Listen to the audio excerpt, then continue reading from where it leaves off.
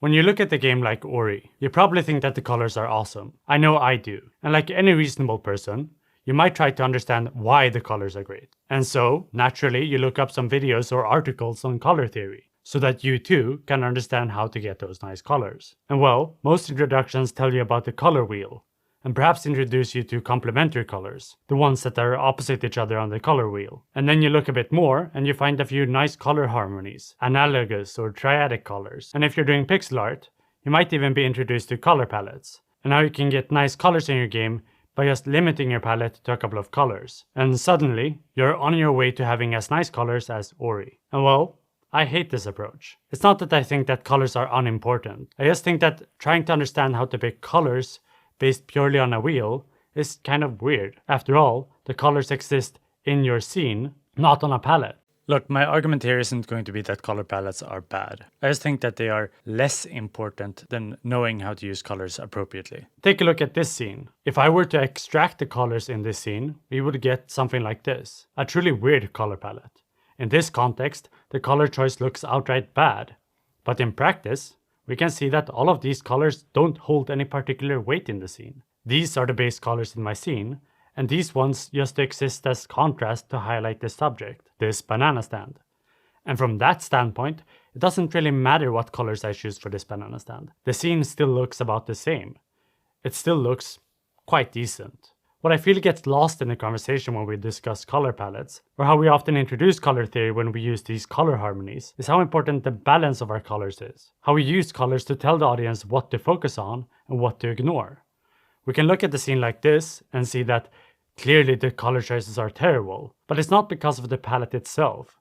It's fine to have yellow in the scene. It's fine to have a strong green in this scene. But by making this stone here green and this rock wall here yellow, I'm highlighting the rock. I'm creating separation, but it's just distracting. I want to look at the banana, but because of my color choice, I can't stop looking at this rock. A similar thing goes for the sky.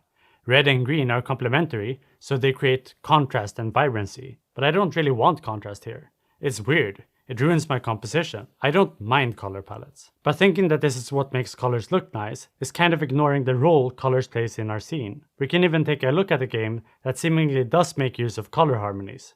Fall of Porcupine. The colors here are really nice. Here everything is in this kind of red-orange harmony, except for the bus stand. Same here. There's a character standing in this door, and they want the character to stand out, and in order to make him stand out, a somewhat complementary color is useful. Here we have this nice soft palette, green and blue like a sunny day. Then we add a pink to make the flower stand out. And these are scenes where they're directing attention, but not necessarily always because of gameplay reasons. There isn't any reason to look at this roof, but because it's blue in an otherwise red-orange environment, it catches my attention. But that kind of helps with the composition in a way. It becomes more exciting to look at. So we have this constant framing.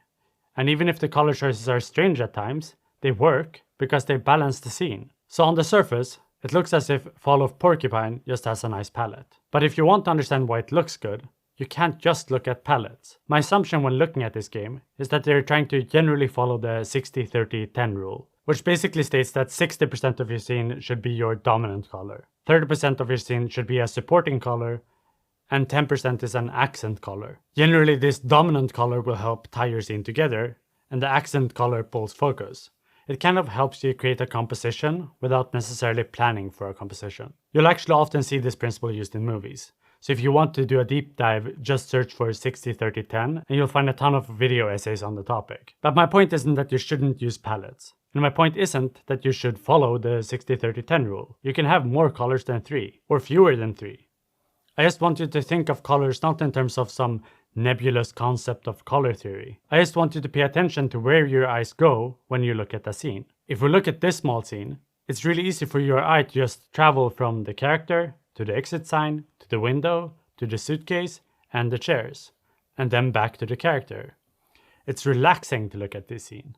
But if we add some wallpaper to alter the balance of our scene, now the scene looks bad, even if the color palette stays the same. And you might think that this is just because I added a noisy wallpaper, which is kind of the case. But look at what happens if I remove this wallpaper and just have this brown accent line across the wall. It still makes the scene significantly worse. Now the color choice of the background makes the character less noticeable, My eyes still jump to the exit sign, but now my eyes barely want to pay attention to this window thing here. And my eyes continue being drawn to this whole line here, but not the individual things like the suitcase. Just this line. You see, it's important to understand in a scene like this that all these green and gray soft colors here play nicely with each other. They create harmony. But the brown here, it stands out. So if you want to use brown, use it in the context of, say, a door. Now it pulls focus to the door, but this helps our eyes travel across the image. Now I look at the door, to the character, whereas here, because I've used brown poorly, I've undermined my balance in the scene. I might feel even more strongly now that we just need to have that 60-30-10 balance, as if that's what I'm arguing for. But if we walk a bit further, we still kind of have the same color palette, but then we encounter the receptionist. Now the receptionist could have had brown colors, but instead she has pink. We have added another color to our scene. But if we think about how our eyes travel across the scene now, we have a door, character, plant, receptionist, door, character, plant, receptionist. The color choice does matter, but it's significantly more important to think about what you want the color to do. The pink here partly works well because it adds to the character's personality, but you have to understand that the most important decision is probably not the color itself. The most important decision here is to pick a color that contrasts the rest of the scene. She could have also been dressed in orange, and it would have kind of worked. It looks slightly worse than a pink, but if we were to pick a muddy grayish color, we see that this would work really poorly. The color itself works in terms of the palette, but it doesn't work in terms of the scene. But one thing that you might notice is that our eyes still move to the character, even if the sweater here is dull and boring. Why? Well, because the artist that made the scene really wanted the receptionist to pull attention. So they threw in yellow, and then they also added this really strong green, next to this really strong red. All of this to pull focus over to her. They did what I did with this banana stand.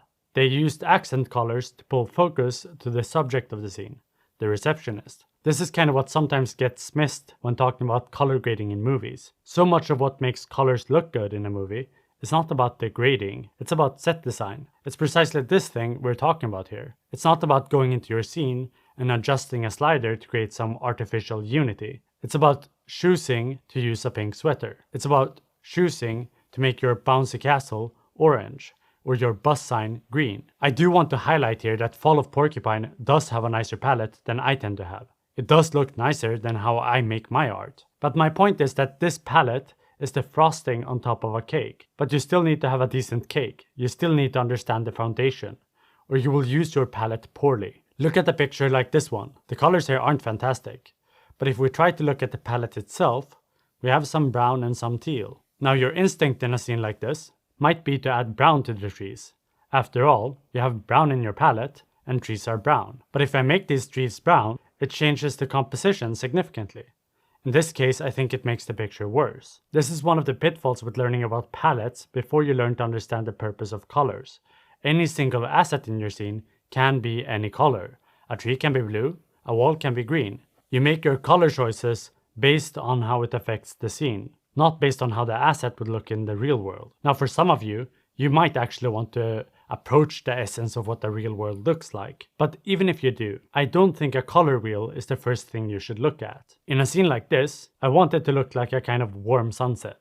So every single asset I make, I shift it so that it's just a tiny bit closer to yellow. And if I want it to look like night, I shift everything to be slightly closer to blue, or colder. You see, in this case, precisely because I'm trying to replicate reality, I need to also try and replicate how light works.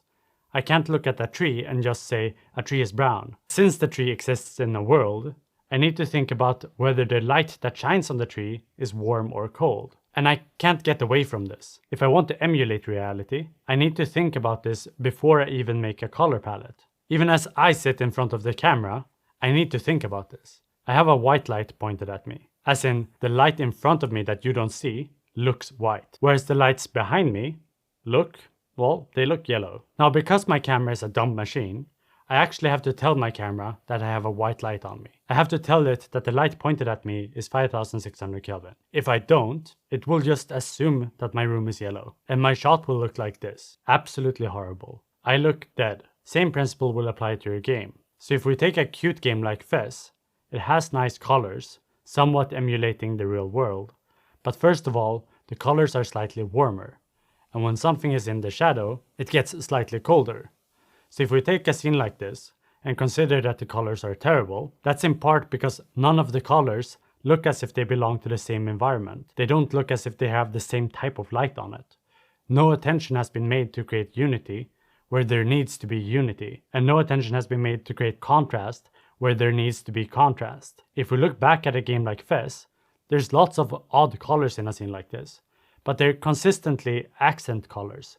Accent colors demand attention, whereas the supporting and dominant colors set the tone for the scene. A color that works extremely well as an accent color might do very poorly as a supporting color. We always need to consider our scene and how the color choices affect our composition. Now, while I personally find games like Night in the Woods, Fall of Porcupine, and Ori to have colors that by themselves elevate the look of those games, I frankly don't think just having nice colors is what you ought to strive for. I would argue that the color choices in Hollow Knight are by and large rather boring, but they set the tone for the game.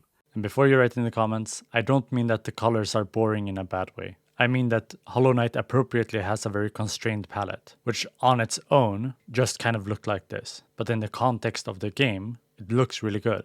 But it's because of all the other things Hollow Knight does right. If we take a look at Hollow Knight's colors, it's largely monochromatic, and together with the music, I think you get a sort of melancholic feeling when walking around the map. And if you were to take Hollow Knight and just throw a lot of colorful art on top of it all, well, the game would probably be worse off. It ruins the atmosphere. Same thing goes for Gris, which in a sense is all about colors, but the color choices themselves are rather bland. But once again, it's what's best for the game. Now this does of course mean that what palette you choose becomes important, but I don't always like the idea of discovering what works by looking at a chart and pretending that all of this is a science. Look at your scene, look at what colors work well together, and what colors don't work well together, which colors create harmony together, and what colors create that kind of contrast and vibrancy. You learn by analyzing your scene, and you also learn by analyzing other games. I will say it's kind of weird to make a video like this. It's not like having an idea of what complementary colors are is inherently bad. It's just that I feel like it's putting the cart before the horse. You can put green next to red. It works, it creates contrast. But you can just as well do red and blue, or blue and yellow. I don't think I've ever used color harmonies in the way they're often taught. I have certain colors I gravitate toward, and then I consider the scene. How do I want to use that color? While these accent colors work significantly better than some weird magenta tree color, the fact is that both work. I made this color combination by sliding my HSL bar to the ugliest version I could find, but it still looks fine in the context of the scene, because it's used appropriately. It still serves its purpose. Now it's not like I don't use analogous colors or color harmonies. A lot of my choices have probably at some point been informed by theory, but I do think it's more important to develop a sense for how a color impacts the scene. So is there anything wrong with introducing yourself to colors by learning about triadic color schemes? Well, I kind of think so. I think it can make sense to have a restricted palette. It also probably works especially well for pixel art, but there are lots of small techniques you can use to elevate your colors.